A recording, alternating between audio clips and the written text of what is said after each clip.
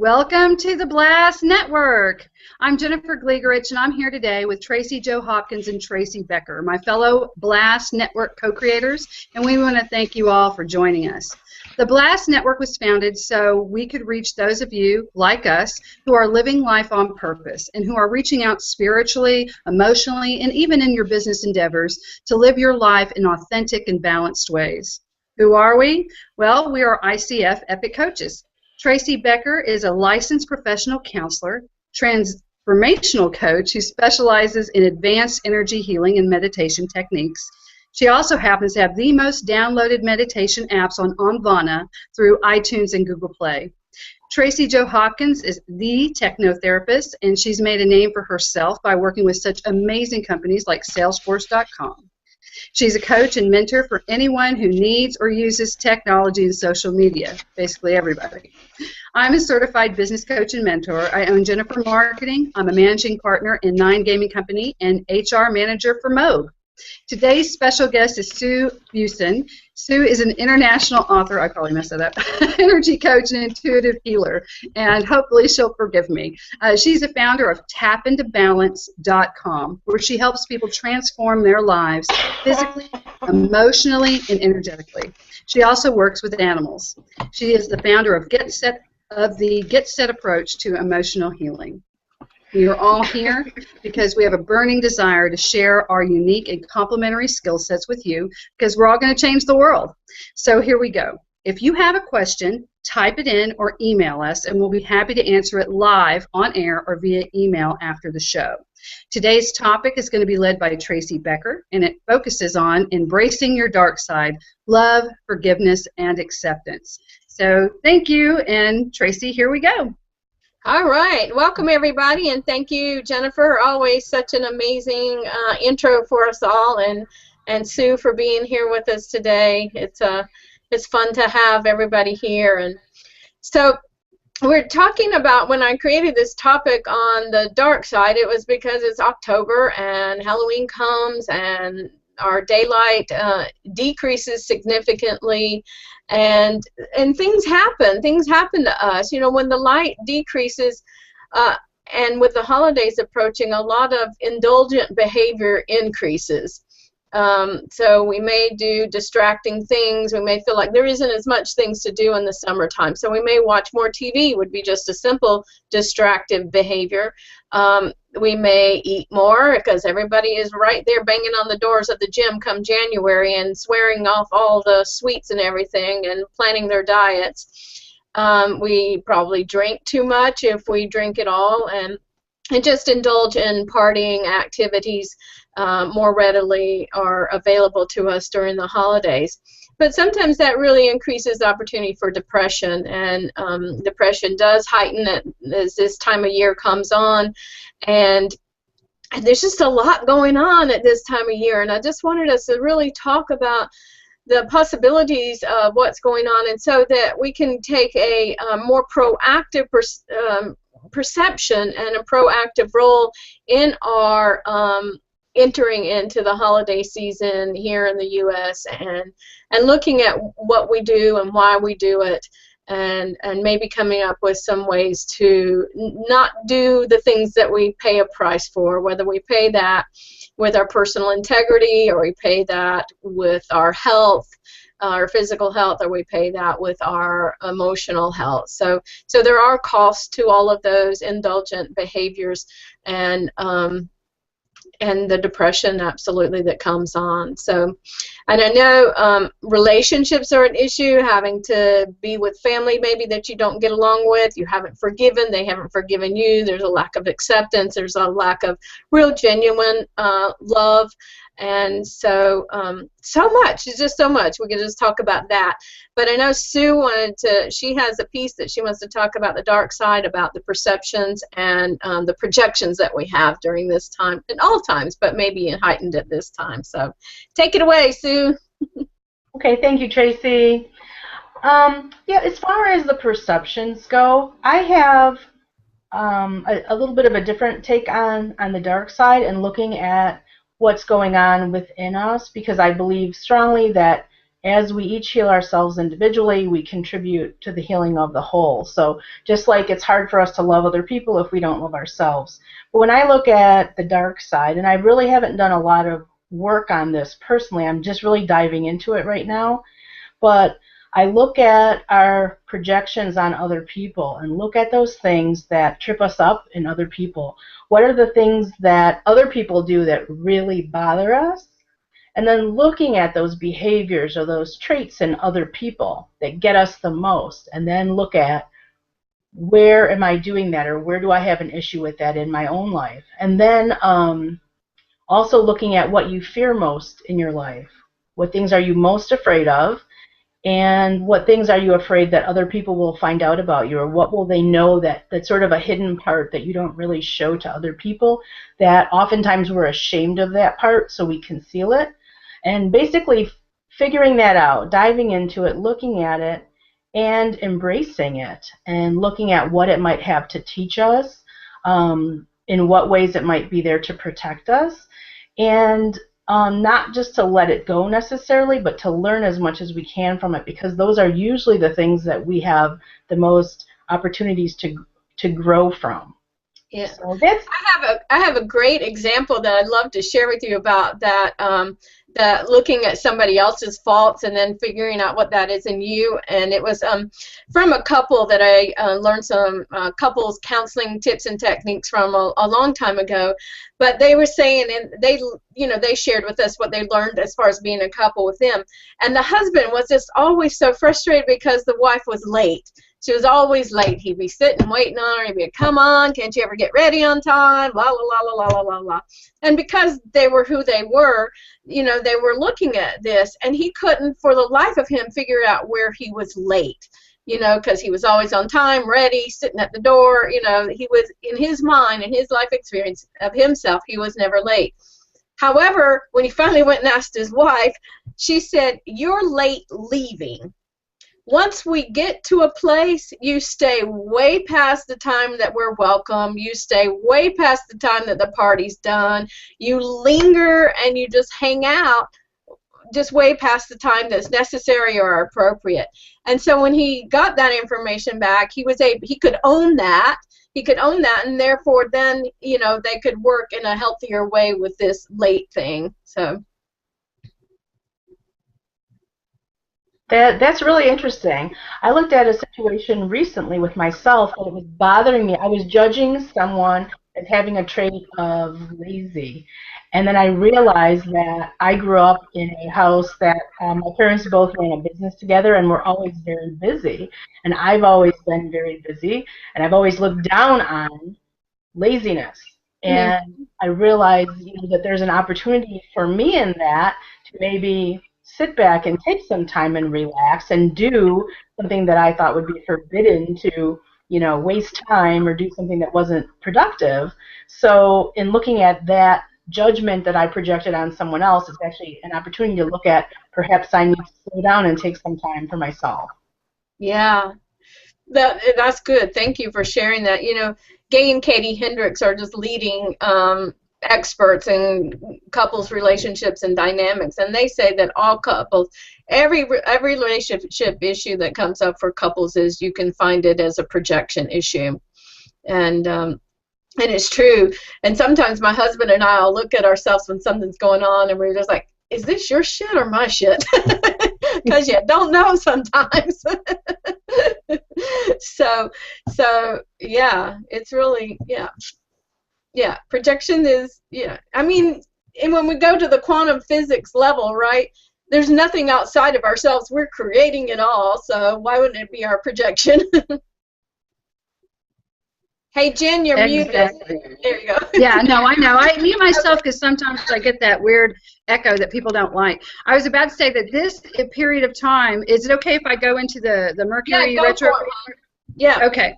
Well, one thing I've noticed, and a lot of people are probably feeling it right now, I get to work and hang out with a lot of people who deal with tech issues, and right now Mercury is going retrograde. So for those of you who don't know what that is, sometimes the other planets appear to be traveling backwards through the zodiac, but it's just an illusion. And we call this illusion retrograde motion. And what this means is that many people don't notice any changes at all. But from October 4th, which is today, until the 25th, and sometimes it does a couple of days early, like it did this month, certain people, and they have for centuries, have reported enough of the same issues that it's really not just coincidence or mumbo jumbo. And it affects these 4 things: communications, computers, if you commute or traveling, and contracts. And what this time is, and great about embracing your dark side and projecting, is this time right now is all about you. It's a very selfish time. Mercury tends to do a lot of things in trickster ways. You're going to lose emails, people have their hard drives crash, people they haven't seen in years suddenly reappear during Mercury retrograde, and it's all with good intentions. You know, for a long time, this was a time of year that some people would just go and hide. They didn't like it, but it's all about self-growth. It's all about the you, the now, and love, forgiveness, and acceptance. These things all stem internally. You have to love yourself first, but like Tracy Becker will say, some people go, what does that even mean? And she's going to tell you. And then have acceptance, and then, of course, forgiveness, or forgiveness and acceptance. Sometimes, you know, there's no right way or wrong way how those 3 things will go. So I'm going to tell you a little bit, and I'll put this on our website too, about Mercury retrograde in a nutshell. I have some tips. The most important rule is to chill out. Challenges during this time are always going to work out if you're dealing with love, acceptance, and forgiveness issues. Mercury's intentions manifest. They're always good, but in trickster ways. So it's really good to just be patient with yourself and to take your time communicating. That's good for any time, but especially now. Now is a good time to hang out with friends in calm ways. If you are in a spiritual community or you're a light worker, a lot of people have glasses of wine that'll appear in all these memes on the internet, like now's the time to drink and, you know, to try to chill out. It's also a good time to organize things. Organize your closet, do garden work, yard work, projects you've put off, books that you're trying to, you know, that you're finishing up now. It's a great time to organize. And it's also an incredible time to clear up loose ends, get closure, either in final goodbyes or forgiveness or reconnections where you have to forgive yourself because it was your issue that drove away a friend. This is the time to do it, and it just so happens that this time is right before these holiday events where we have more dark times. We have, as far as light goes, and people have a tendency to socialize more. There's more parties now. It's going to be the social season. So this event just happens to coincide with that, and it all works out well in the end. Another thing, don't sign new contracts if you don't have to. It's a good time to wait until the beginning of November for that. You do want to evaluate and wait on any new relationships. Some people say don't even have a first date during this time. Any new ideas or directions, this is the time to ruminate and to do a lot of self-work. So I don't know. I was just going to tell you guys that and how that ties into this part. So selfish sounds like such a bad word, but really it can be a great word. I don't know. What's a better word for that, Tracy Becker, for selfish? Self-love, self-serving, self-service, self-actualization, self-awareness. Anyway, so yeah, well, that's my thing. The main thing that we're talking about here, and we almost always is the main thing that we're talking about here, is self-actualization and self-awareness, because to me that's the pathway. There's many roads to take, but that's the pathway to emotional freedom, mental freedom, spiritual awakening, is that self-actualization. And it's what leaders and teachers have, been teaching for centuries and millennium. They just start calling it different things. So, but I kind of want to just start with acceptance instead of love, because with you bringing up Mercury retrograde, I mean, that's really, there is not anything we can do to, or anything we can shoot up into the atmosphere and make Mercury stop doing what it's doing. And, it just is what it is. And, there is a time, and like I asked you when we started, I wasn't even aware of it. And a lot of times I'm very aware that Mercury is retrograde. And I thought for some reason it was going to start at the end of the month. I hadn't been paying attention to that. But I don't know when it was. I think it was Tuesday or Wednesday. I just sat down and, I was like, oh, something's happening in the planets.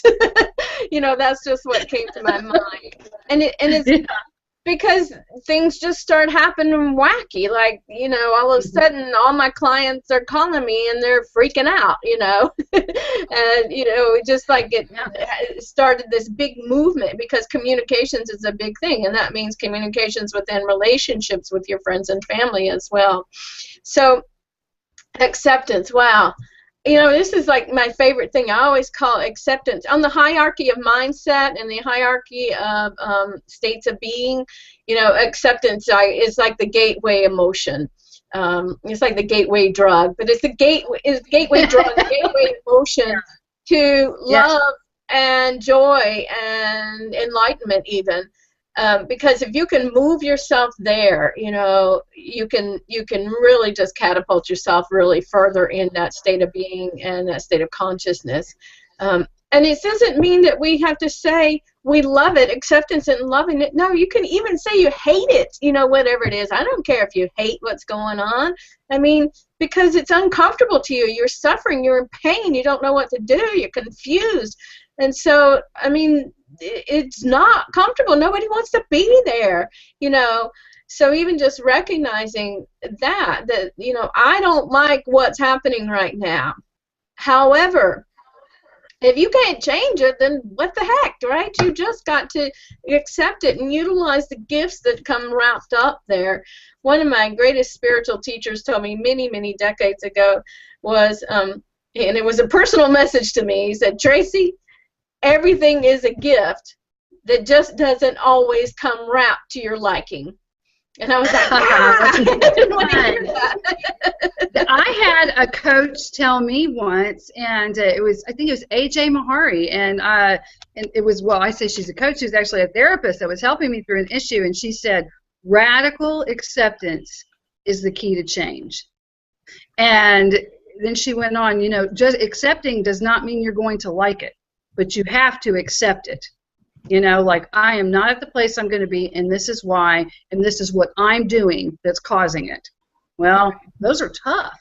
But it is the key. And when we're not accepting it, we're no better than a 2-year-old flailing on the ground. Like, we're having our adult tantrums. And, and that works for maybe a little minute. You might feel better, but the people in your life are just staying away from you or looking at you cockeyed going, okay, you need to get up and pull on your big girl and big boy panties right now. So and she said that radical acceptance, whatever, it doesn't even matter, the terminology, but it definitely is. If you want emotional freedom, if you want to be mentally at peace and calm, if you want to be, move forward with any kind of change, the acceptance really is the key, whether it can be anything, your job, your family, your relationship, your physical state of being. So it's the resistance of what is that stops us from progress. The resistance of what is, and that resistance comes in very subtle ways. Good. Yeah, it comes in very subtle ways. And when I practice my yoga, man, it is like the best place for me to just go to experience that subtle resistance, because it's just like be in a pose and you take it deeper, and the minute I get a little bit deeper, then I want to back out of it, and I'm just like, whoop, there's that subtle resistance, and it's just millimeters, right? It is such a slight change, a change in your breath, just a little bitty tweak, very subtle resistance, but we have that all the time mentally and emotionally too. So, well, that really goes good with Sue, with what you're doing with tapping. When you go through that acceptance, I've seen people tap through things, and they start out when they're tapping completely different than how they end up. You know what I'm saying? They go through the motions, and before you know it, all of a sudden their words start to change, and you get to these really roots of things. And that, I think tapping is like a real big key to this too. I'm so glad you're on. You want to talk about that a little bit? Sure. Yeah, I think that is huge because we have a tendency to beat ourselves up for the past, for whatever's happened, whether it was our fault or we perceive, it was someone else's. We beat ourselves up. And if one of the steps in the tapping process, when you set up the whole process, is to say, even though this thing happened, or even though I feel horrible about whatever it may be, I deeply and completely accept myself anyway. So the acceptance piece is huge because it's really almost impossible to let it go if you don't accept it is exactly the way it's happened. And once we realize that and we start letting go and accepting everything, we come to that realization that everything is really being orchestrated for our highest good. So it's all a gift, as Tracy said. It just doesn't always come wrapped as we would like it to come wrapped. But accepting it as it is really a key factor in the tapping process. I was watching someone tap, and they had come through a different mindset where they were supposed to say only very positive things as they were tapping. And the guide at that point stopped him and said, okay, but you are unhappy because of this. And it was very negative. And I forget what it was. I don't have enough money. I'll never make this work. I think that's really what her thing was. She wanted to go forward into a very artistic career. She had been set at a desk, and she was trying to do something different. I'll never have enough money. I'll never make this work. And then she stopped. She had this resistance. She goes, aren't I supposed to say really positive things? I don't want to tap that into my head. And the person stopped her and said, yes, but you have to acknowledge the fear in order to let it go. If you don't acknowledge it and accept that fear, then there's no way I can work through it. What you're just going to do is you're going to layer over that fear with these positive things, and we want to destroy that. And I had seen it done the other way before, so when I saw that, I went, oh man, that makes so much more sense to me. I think that's going to be a lot more beneficial. And then, sure enough, the girl started to cry. She went through the whole session, and she did all this incredible work, but it wasn't easy, and it wasn't fun. And it was tough for her. But then in the end, the result, you could see the result. You could see the shift in her. You could see the acceptance and the willingness of, I see what the issue is. It was amazing. Have you ever had things like that happen when you have sessions with people? Or? All the time. All the time. It's amazing how quick and easy it works. And one of the reasons that it works so much better as you say the negative things, because in most cases in therapy, we want to look for positives. How can we get through this, and what are 3 things we can do that can help us through it? But in tapping, because you're trying to release the negative emotion and the energy of that, it's really key to focus on the negative aspect and accept it in order to release it. And that's really a great point about the dark side. I mean, we have to have that and experience to move into the light. I mean, really, that's why we're here, to have these experiences and to expand out of that. But you have to acknowledge that it's there, right? You can't just live in this la-la land that it's not there. Because and oftentimes we'll stay stuck in that predicament if we don't acknowledge it. Right. And so that's what all these healing modalities and that self-actualization, self-awareness, which is, what tapping brings about that as well, is just that where's my negativity hiding? Where do I let it slip out and I'm not aware of it? So. Absolutely. And the weird thing is we are becoming more enlightened as a society. And you hear that with Patricia Cota-Robles and with Esther Hicks and all these really tapped in people, Tracy Becker, everybody who's really tapped in. And so as we're becoming more aware, we're learning more, because it used to be 20, 30 years ago when this started, you didn't want to say anything negative. It was all be positive all the time, do your positive affirmations, never say anything negative, and it just wasn't working for a lot of people. And they were getting so frustrated, and that mentality is still there. So this shift is different. It is new for a lot of people, because they go, wait a minute, I'm not supposed to do that. I'm supposed to be positive. I'm supposed to do this. And now we know a lot more about how things work. And so have y'all noticed any reaction with people who used to do it the other way? I'm curious about that myself. Well, I think that because I grew up with that too, and I had to really sort that through with myself, because it created a lot more self-blame. It just had the opposite effect, because I would be like, wow, what's wrong with me? More, I'm defective. I'm not like them. I'm broken in some way, and Yes. I felt it created for me a little bit of self-blame, and I stepped away from that dynamic, that mindset for a while, and I went to more Eastern philosophies in my growth and in my studies to sit more comfortably with me and to become in that acceptance place with me, especially in Tibetan Buddhist meditation. I mean, there's nothing but acceptance. Everything is, there's no good, there's no bad, everything just is what it is, and it's floating through your life, and you just become the observer of that. And if there are patterns to notice, you just notice them, and that's all you do, is you become the observer, the witness of it all. And that's what really helped for me personally, because it was just making things worse for me in that mindset. I've seen that a lot. I think that's.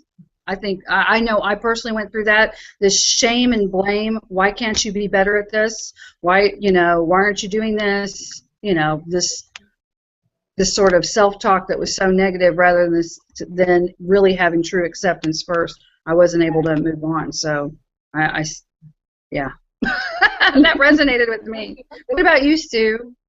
I loved what you said, Tracy, about becoming the observer. Mm-hmm. I think that is so powerful. It really is. Just becoming the observer and noticing it.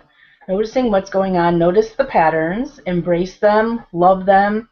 Let go of what you can and accept them as they are. Yeah. And just stop telling these horrible stories about yourself and others because of it. It really is just truly human condition. It really is. And I think overall in society we have a big issue with people feeling shame about themselves. And I work in a medical practice as one of my jobs, and we're required to ask patients if they're depressed, and such a huge percentage of the patients answer that question yes. And it is just mind-blowing to me that there's probably 70% of our population that will admit that they're depressed when they're asked. Right. Sad. That makes me sad. I'm sorry. Don't be sad. Let's go on to forgiveness. All right. Yeah. Yeah. But I just, I sit and I feel and I see that pain, and the sadness is that, they just don't have the tools they don't have to be that way. Life doesn't have to be that. It never was meant to be that way. No. And so, it makes me sad and motivated and inspired just to keep on doing the work and spreading it out there. But we'll move to forgiveness, because it's the other side of the coin to acceptance, and and mostly that self-forgiveness. It is just like at the end of I have a little exercise I do, and it's like, help me to forgive myself of my transgressions, my perceived transgressions today, and others of their perceived transgressions against me, just to really, because it's about self and others. I had a client say to me the other day, something about his relationship with God, and I know that I have to repent for my wrongdoing. I think something he said to that nature. And I was like, what? I was like, it was just a different mindset for me, because to me that's already done. That's just a given. I'm not wronged, I'm less than at all. And it's more about that relationship with self, to forgive. Well, Go ahead. No, I was about to say I'm Orthodox, so we are very old school with that. You go in front of everybody. The priest takes you. He puts his cloak over you. You look at an icon and you tell your sins. You do a confession, and there is, repent. And people take it the wrong way, but it is really that. It's like the most ancient form of therapy that you could ever have. I did these things, I don't feel good about them, blah, blah, blah, blah, blah, blah, blah. But the whole process is for you to say, well, you just need, and the priest will usually say something, well, you've acknowledged it, and so now you're going to work on it, and God really loves you, you're forgiven. and he'll do this cross over you, and you're like, oh yeah, I am forgiven. I'm here. I am communing with the other people. I am facing east. You know, in my religion, the altar faces east. I'm going home like everyone else here. I am not a perfect being yet because I'm not home. So I am on the journey. This is just a stumbling block. I'm going to do better. It's all okay. And so when you look at it that way, it's different. But there is this other sort of, if you know, it depends on who your spiritual leader is. Really, if you have a good one, it's like the greatest feeling in the world. But if you have some fire and brimstone, I can see where people are like totally bummed out by that. You know, they don't like it. What I love that you said, Jennifer, is that there was a ceremony or a ritual. There was intention. Mainly, that's what there was, intention to put it out there, intention to release it, and a commitment to do better and move forward. And I mean, it doesn't get any better than that. However, it shows up. But to wear it and wear it and wear it and wear it and wear it and wear it to you're depressed, and 70% of people, or however many percent, There's flagellation issue. Like, let me get the cat of nine tails and kill myself on it. And I'm like, well, where's that really taught? It's not. Like, if you really, do it, the idea is to give it up and let it go, because you're really not in control anyway. Right. You're here as a bright being here for this specific purpose, but really your control is a free will, but, you're taking a lot onto yourself. You're forgiven. Go, move forward. Get up, go out. Isn't that crazy? This sounds crazy, but so much of that is the ego, right? So it's like that is like a huge thing where the ego is in such war with our goodness, isn't it? Yes. Absolutely. I am so all-powerful that I can fix it all. I should be able to do this. I shouldn't have done that. Why was I so bad? Blah, blah, blah, blah. You're just making yourself a lot more, I don't know, not more powerful. We're all incredibly powerful. But, you're just you're right. It's ego. It has nothing to do with that beautiful, pure source energy, whether you think it's a creator or God or the source or nature, however you feel. We're perfect and beloved beings, every one of us so unique and wonderful, and that's our natural state. And we might get out of that, but we can always come back in. The thing is drawing us in, begging us to come back into it constantly, not to sit out there and go, ooh, why did I do this? That's just not the point. You're just killing yourself, right? And another piece to that, is that I'm all about one more happy person on the planet is one more happy person on the planet, and that thrills me and excites me and makes me jump for joy. But one more self-flagellating person, one more depressed person, one more person's hating on themselves or hating on others or hating on some institution or hating on something that's not even tangible, that's not what I believe that we need, because to align with our joy, right? Right, absolutely. And that doesn't mean you don't have to state your opinion on things. I mean, y'all know how opinionated I am. I spend way too much time on the internet getting in fights with total strangers about politics. But I'm not going to hate on those people. Like there's also this pushback on opinions and things like that. Yeah, I have a friend, and I said, she's my best friend, and I said, so what are you anyway? She goes, well, I'm a liberal. See, I'm conservative. And I was like, no way. We've been total best friends. She goes, yeah, I'm a Southern Baptist Buddhist liberal. That is just her personality, and we're best friends. And I'm like totally conservative, whatever, because there's tolerance. It's just if you always go back to happy and just accepting and whatever, it's a lot better place. Somebody like me can be a best friend with a Southern Baptist Buddhist. So, because I know I've probably driven, you girls nuts on occasions. And I love that y'all, are accepting. That's so great. Did you have anything you wanted to add, Sue? Well, I think for me, forgiveness is so important, to forgive other people for anything that you feel they've wronged you for.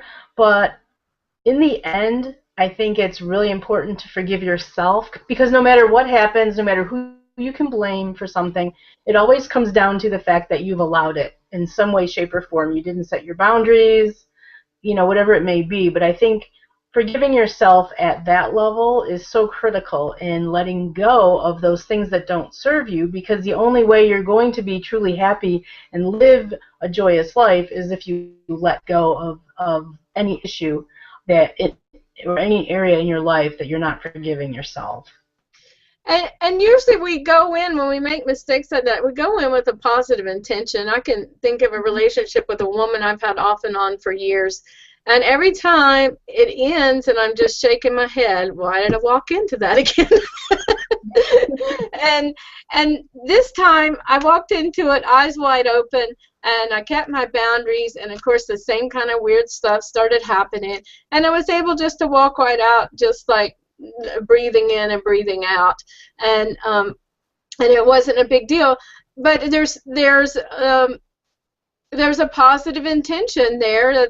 When things are good between us, it is so much fun, and we have a really good time. We have a lot in common, and geez, we could save the world together, But for whatever reason, it just doesn't sync up on a lasting level, and that's just the piece. Remember and looking for that positive intention that got us tripped up. And if you can find that positive intention that gets you tripped up, then that's easy to forgive, isn't it? It's just easy to forgive. It's very easy to forgive. I had something happen in my life that y'all know I've been working. This is basically my whole life. Is these three things: love, acceptance, and forgiveness. I had a loved one who really betrayed me. They went in, and I had friends who said, "This guy's a jerk. This guy has done this. He's sick. He's a psycho." Blah blah blah. And I was saying no. It was like one day I was looking at someone else, literally one day, and I ended up losing a lot of things because of this. My home, my work. I mean, this just happened in this last year, and this person went through this journey where he tanked his life after me, right? And turns out he had a blood clot, and that caused some TIA stroke events. That was exacerbated by a breakdown, and he had a stroke, and now he's in a nursing home. And I love this person. I was going to share my life with him and the kids with him, and it was, there's this dark side of acceptance and forgiveness I want to talk about, and that's the need for revenge. Some people, if you've been hurt, really hurt, there are some people that this is reaching out to that are struggling because someone has killed someone near them. Someone has betrayed them on a way that has shaken the foundation they felt of who they are. Maybe it's a spouse. Maybe it was a business partner. And it all sounds well and good when you're talking about love, acceptance, and forgiveness. But how do you forgive that? But what's worse, how do you forgive in a way that I just really want to see something bad happen? In some way, I'm kind of lucky. I got my revenge very quickly. This person tanked my life. I was in financial disaster. My heart was broken. But then I saw all this bad stuff happen. They lost their thing. They went to jail. And then very quickly, I was next to a hospital bed with someone who had lost everything, and I had to do the love, forgiveness, and acceptance very quickly. But some people don't have that luxury. They don't get to see the why of why this happened to them. They're just stuck and land. So I was thinking about that. I was thinking about what happens when really bad people come to our lives. How do we do that? What if they aren't a loved one where you see there's a medical issue, this is why they happen, and you don't have that luxury. It's a stranger. It's a Hitler. It's a whatever. I know historically all bad people, karma reaches up with them, but sometimes not for decades. So how do those people go through the process? Because I think that's a real dark side, and that stops a lot of people. I think they hear this stuff, and they go, well, that won't work for me. And what I want to do is say, it will work for you. This will work for you. This will give you that joy. It will let you free. But what would you tell them? Well, on the hierarchy of states of mind and states of being and mindset, what comes before acceptance is openness and willing. And if you don't have that, if you can't get there, you're not going to get to any of these other ones that we're talking about. So you have to be willing to be happy again. You have to be willing to say, yeah, again, this happened, and it is in the past, and there's nothing I can do about it. And again, I hate it, and maybe I really hate on that person.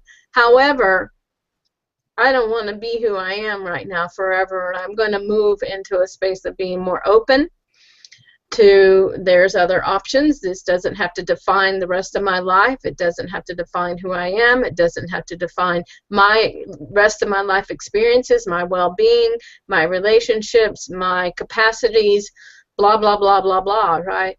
So really that hierarchy of states of mind and emotional, whether emotions, because they are in a hierarchy, it's openness and willingness.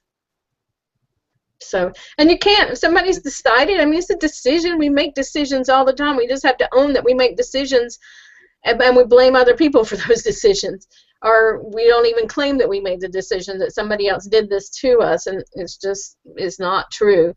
You have to accept 100% full responsibility that this is what it is, and then you have to decide, do I want to feel better? And I think that's so important. Go ahead. Somebody else does or what they're willing to accept. So I think it's important if they're not ready to look at it, to forgive, to accept it, that we just honor that, and then we look to ourselves and maybe reflect it back at us and say, okay, what is it about this situation that may be happening to teach me something? And we can look at that situation and almost use that as shadow work, or look at the dark side to heal something in ourselves, or to embrace something in our own being that is causing this scenario to happen around us, and perhaps let that go, or maybe even prevent it from happening again in a bigger way, so that we don't have to learn that lesson over again. Right. And that requires an openness, right, and a willingness to dance that dance, you know. Mm-hmm. Yeah, because I know that I have a good friend of mine, and she works for the Crisis Resource Center. She did work there, and it was a work she could not do, because she would get people who were really, they were victims of violence, and they could not get over it. They could not get over it. They could not accept it. They couldn't accept their attackers. They didn't ask to be raped or to be beaten and robbed and things like that. And I think the Dalai Lama said it best. It doesn't mean you have to accept wrongdoing. You don't have to, forgive and forget. No, some things are unforgivable. Some things are unacceptable. However, this doesn't have to do with that. It has to do with you. It has to do with you saying, am I going to let this horrible event define who I am? Or am I going to find out a way that I can be happy again? This should never have happened. Maybe I had something to do with this, or maybe I didn't. Maybe I was sleeping in my bed at night and someone broke in and they were just a psychopath. But am I going to let that, can't I be happy? And can I let whatever it is, And I think that that's just so important, because you hear about these things and there's this undercurrent of, well, what about those people? What about when bad things happen to good people? And you always have to say nothing is a coincidence. That person could be meant for something else. I saw Oprah Winfrey, and she had this girl that lived in Rwanda, a victim of the genocide there. She ran as a child, was one of the only people who survived, and she could have just said, well, that's it, with her life. She didn't. She turned it around. She said, this small girl, she was like 13, and she said, that's it, I'm not going to let this define me. This is horrific beyond most human comprehension. I saw and witnessed, and things were done that most people couldn't survive, but I did. I did survive it. I'm here right now. Now what am I going to do? And I was crying my eyes out. I was just like bawling my eyes out, going, and that can be for anyone, for anyone on the planet. If you're listening to this right now, and you're one of those people who is stuck, I can't forgive, I can't accept, it's hurt me too much, get to that place somehow. Open up the thought that you are a bright, wonderful person. You were meant to be here right now, listening to this, and you are meant for greatness. And I want you to be happy. Tracy wants you to be happy. We all want you to be happy, and you can be happy. I just want to say that because I think it's important. You turn your stumbling blocks into stepping stones. All right. Now we got to move on to love, right?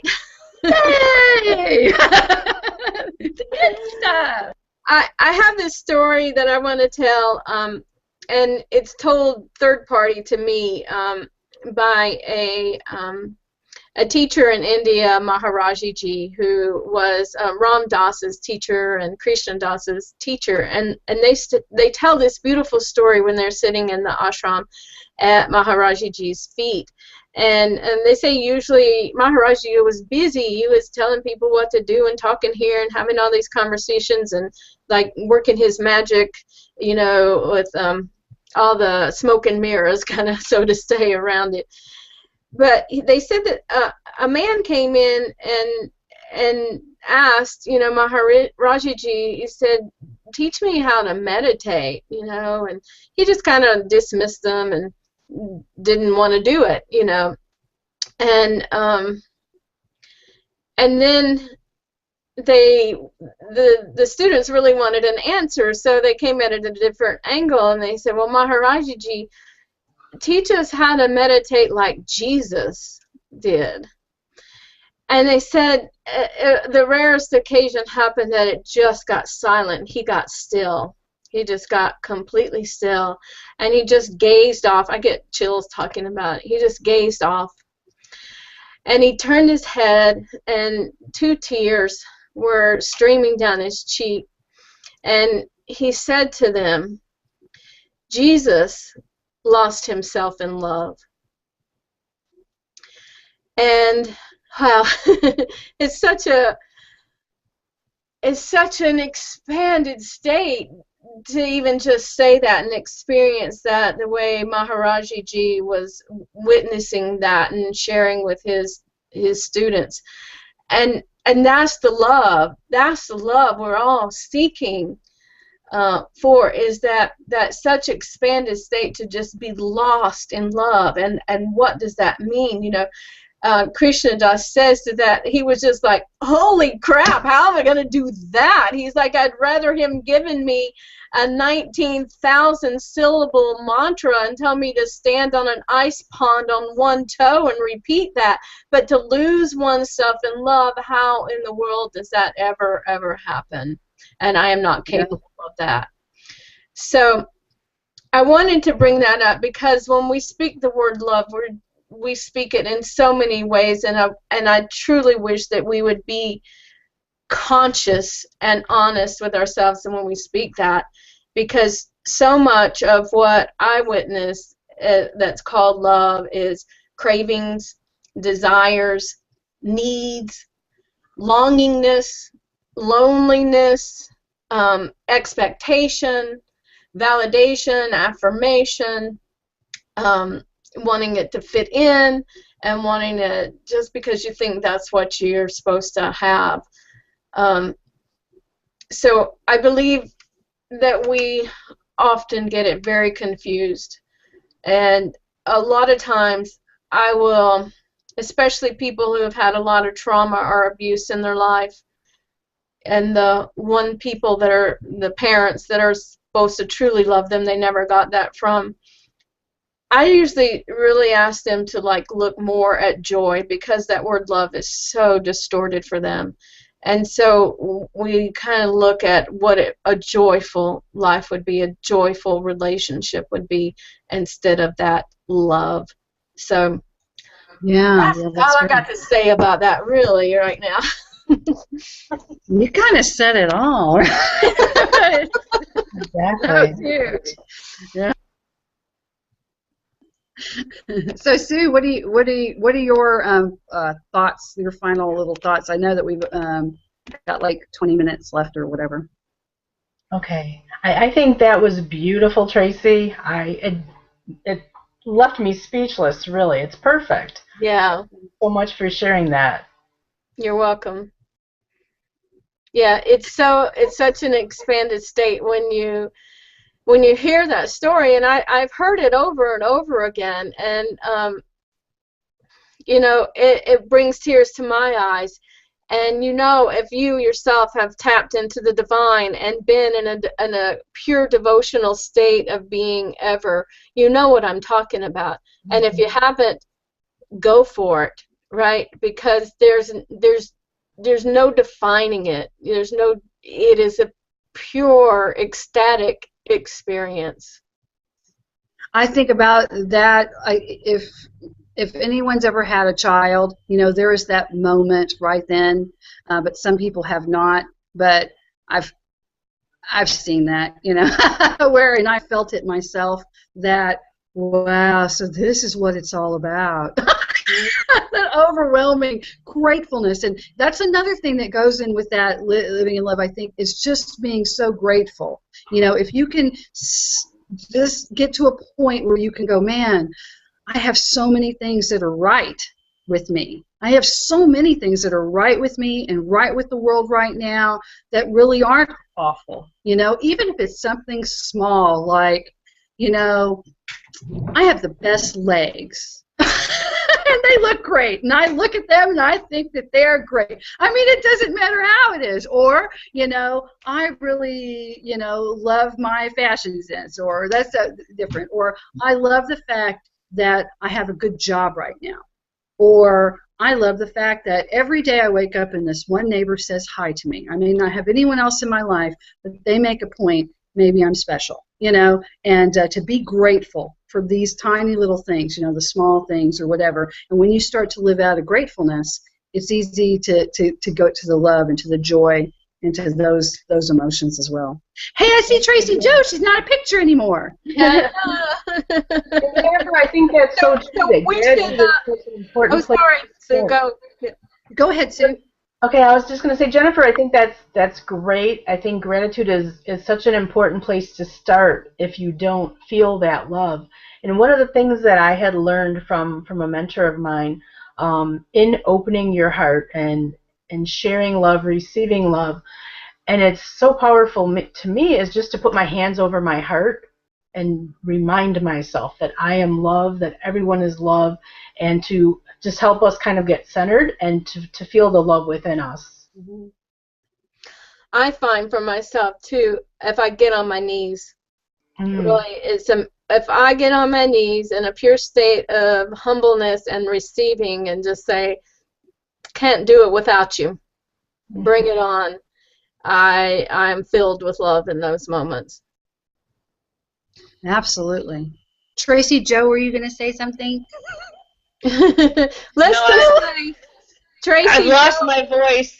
I lost my voice and I've been coughing, so I didn't want you guys to see me go through all that ickiness. We so appreciate you showing up when you're feeling rotten, and yeah, we're loving on you. So thank you. Yes, we love you, Tracy Joe. Love. Thank you. I'm a trooper. There you go. Right? Yeah, you are. Yeah, she can't even laugh.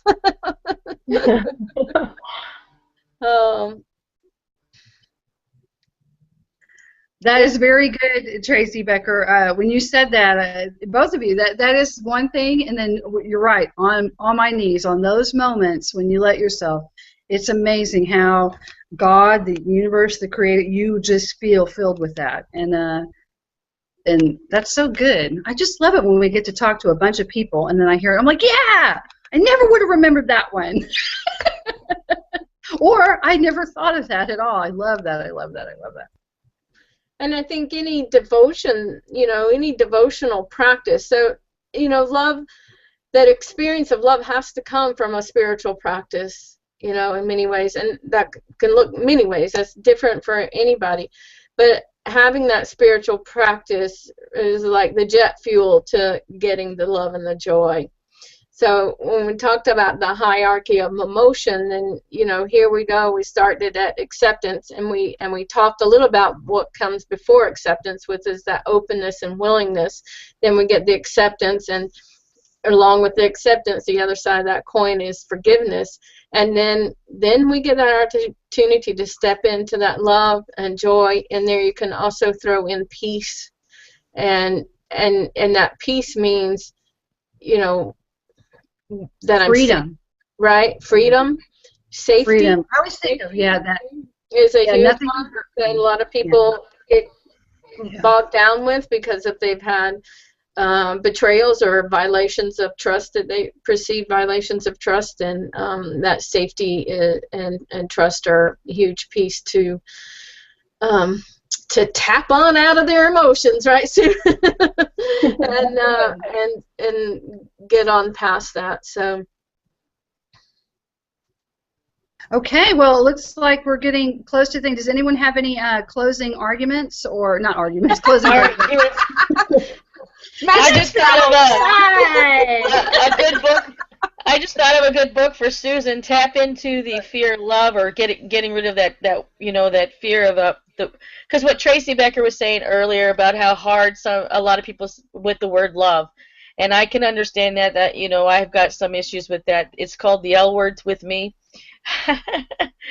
There's I love unconditionally, but to say it in certain instances is very uncomfortable.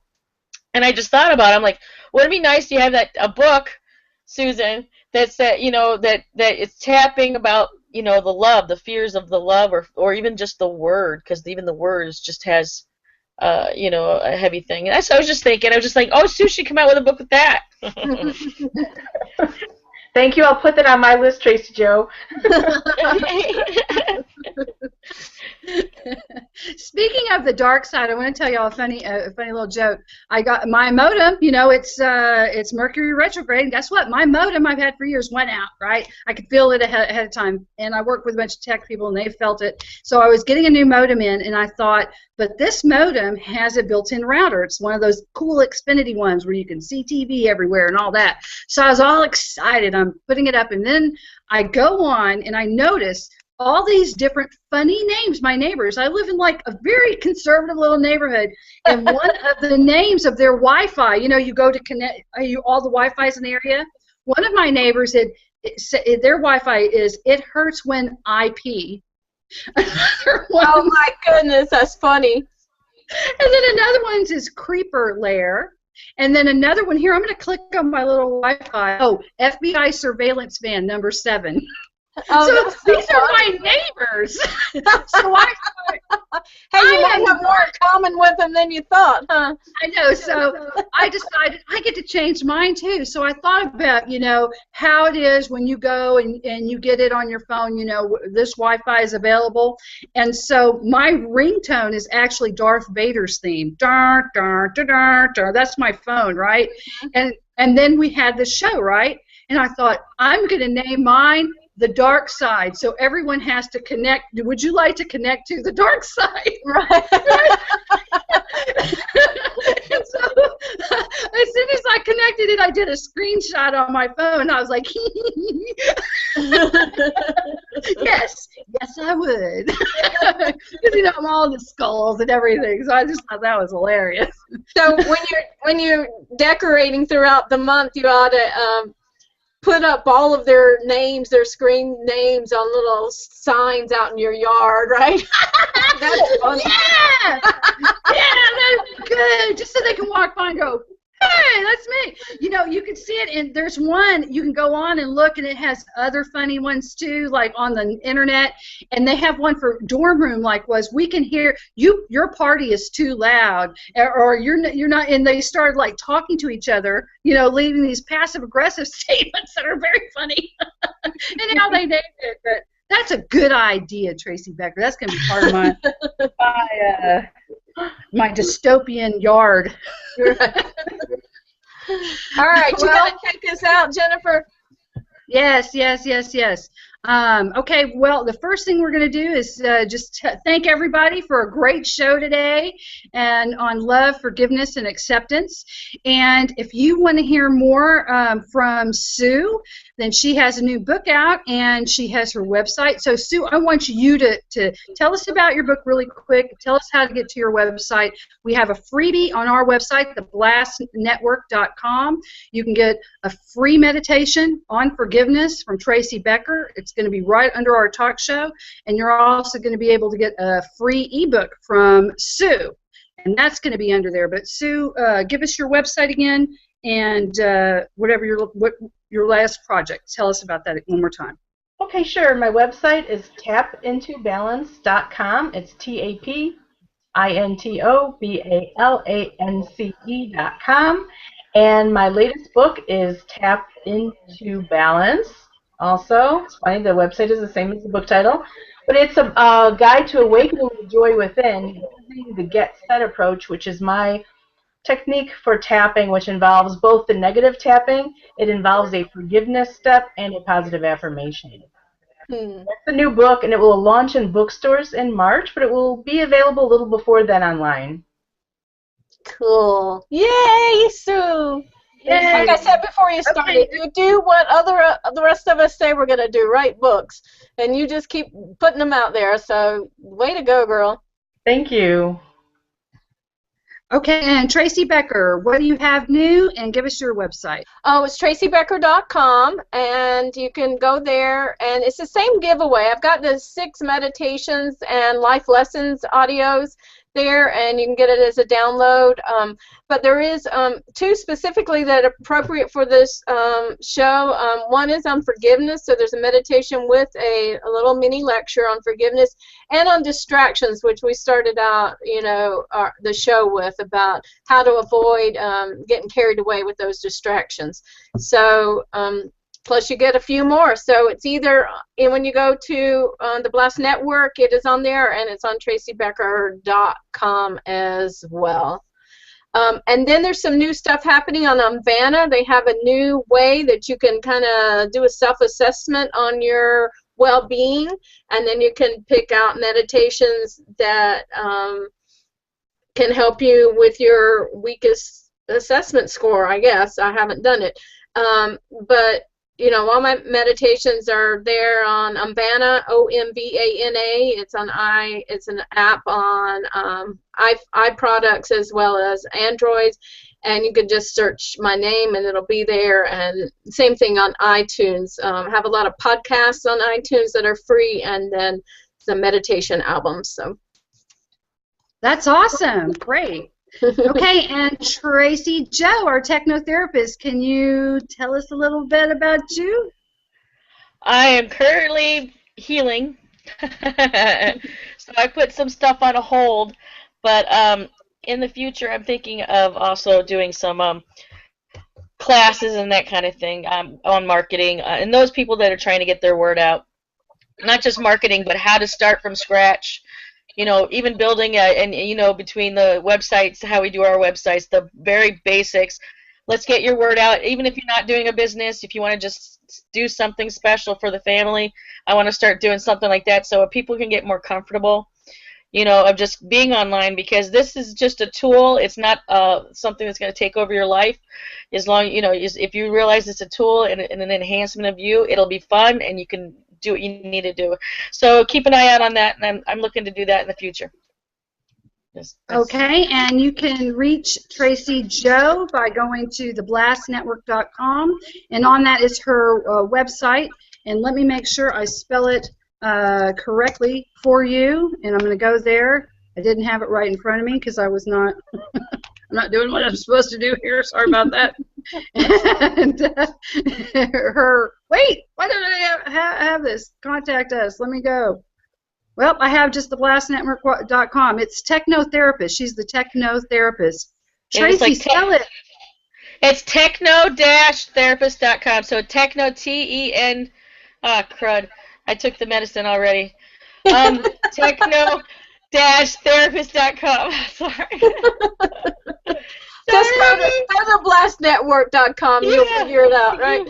Thank you.